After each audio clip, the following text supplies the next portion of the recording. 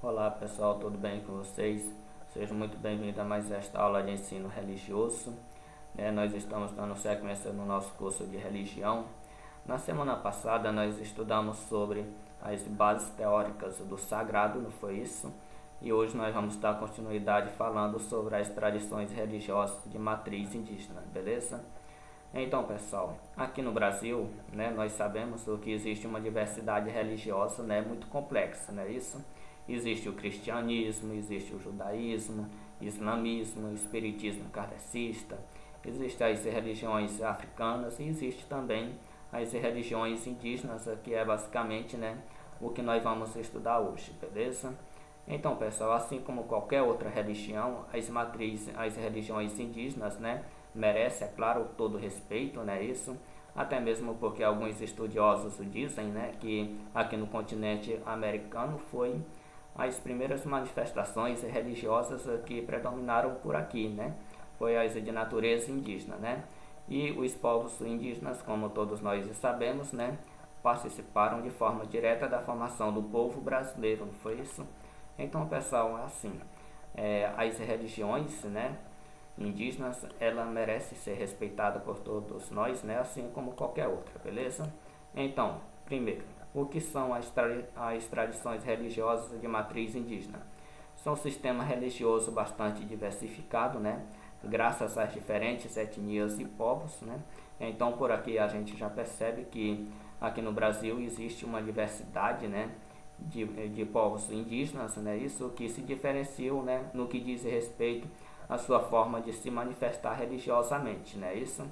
Então, continuando, contudo, existe um ponto em comum entre todas as manifestações religiosas dos índios, que é a essência da ligação com a natureza e com os elementos naturais. Então, como já visto, que os índios eles podem se diferenciar, no que diz respeito às tradições religiosas ou culturas, alguns povos possuem culturas diferentes, outros possuem culturas similares, outros possuem culturas iguais, isso, mas embora as culturas sejam diferentes, as tradições religiosas de cada etnia, de cada povo, existe uma coisa que todo índio brasileiro tem, que é o respeito à natureza, e aos elementos naturais, certo?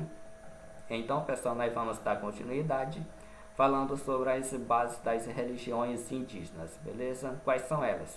As práticas de rituais, que são as celebrações que evocam períodos da caça, colheita, pesca, etc. A gente sabe também que os índios, eles praticam a dança da chuva, para que possa chover no período que eles desejam, Isso são rituais, certo? Existe também o rito de cura de corpo, e proteção contra maus espíritos. Os índios, eles curam doenças com ervas, Isso a gente sabe também disso.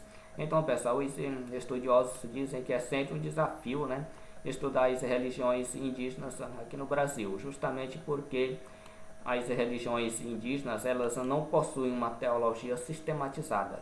O que isso quer dizer? Que elas não possuem livros sagrados como as demais religiões, tá? A gente sabe que o cristianismo tem a Bíblia, o seu livro sagrado, o judaísmo tem a Torá, seu livro sagrado, o islamismo tem o Corão, seu livro sagrado. Então, mas as religiões indígenas não têm livro sagrado, então isso dificulta um pouco, quando se deseja, dificulta um pouco a vida dos pesquisadores quando eles desejam, estudar as religiões indígenas, Aqui nas religiões indígenas, os textos sagrados são transmitidos de forma oral, certo? Não são de forma escrita, não tem aquelas produções teóricas sagradas como nas demais religiões, beleza? Então, pessoal, na semana passada a gente estava estudando as bases teóricas do sagrado. Então aqui a gente vai conhecer os lugares sagrados dos indígenas. Vamos para o primeiro, a natureza. A natureza é considerado o principal sagrado dos índios, certo? Porque é basicamente dela onde eles tiram seu próprio sustento de forma equilibrada, sem prejudicá-la, Isso nos demonstra o quanto nós temos o que aprender ainda, com os povos indígenas, pessoal? Porque se nós respeitássemos a natureza do jeito dos índios, não teria queimadas, não teria poluição, desmatamento, enfim, certo? Então, a natureza é um dos seus principais lugares sagrados, né? Conforme vocês podem ver aqui, toda a natureza é sagrada para os povos indígenas, né? Cada lugar onde o índio vive de forma harmoniosa é um lugar sagrado. Então, aqui demonstra também que os índios, né? Eles são muito religiosos, né? Pessoal, eles valorizam muito também a questão de suas tradições e de suas culturas, né?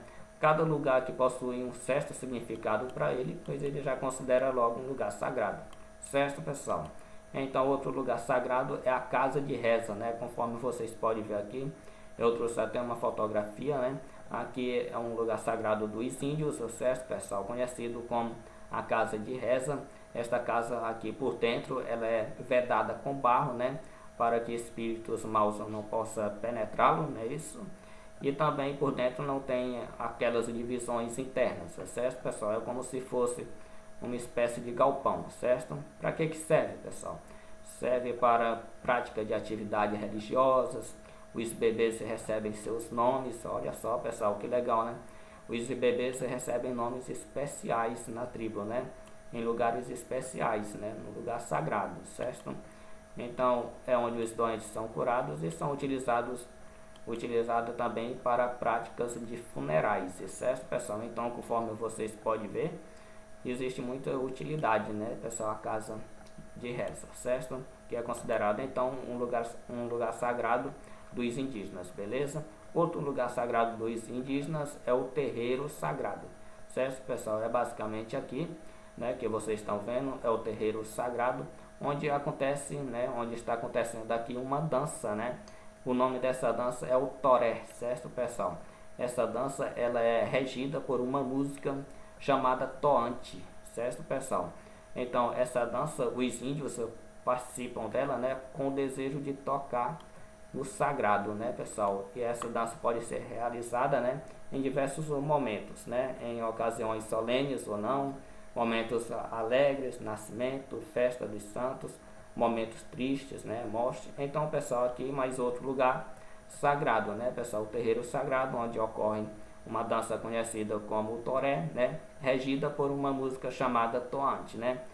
Engraçado que esta dança, o toré, ela se trata de uma dança circular, certo, pessoal? Composta por 3 círculos, né. Tem o círculo central, o círculo intermediário e o círculo externo. No círculo central é onde ficam os instrumentistas, no círculo intermediário é onde fica a liderança, né, com os bebês, e no círculo externo onde ficam os demais, certo, pessoal? Bem interessante essa dança aí, né, pessoal? E agora a gente vai conhecer os líderes indígenas, né, entre eles os mais conhecidos, né, é o pajé, né, pessoal? Índio que pode entrar em contato com as entidades espirituais. Olha só o papel dele, pessoal. Entrar em contato com as entidades espirituais para adquirir sabedoria, experiência para que possa levar aos grupos, né, para a prática de rituais, para fins de conselho, né, isso. Então, pessoal, o pajé, ele tem essa função. É só ele que pode entrar em contato com os espíritos para adquirir experiências, né? Agora, que experiências são essas? Experiências de como se defender dos inimigos, dos espíritos maus, como curar uma determinada doença com ervas, com plantas, etc. São experiências como essa, certo, pessoal? Então, é esta a função do pajé. Tem aqui a fotografia, né, de um pajé.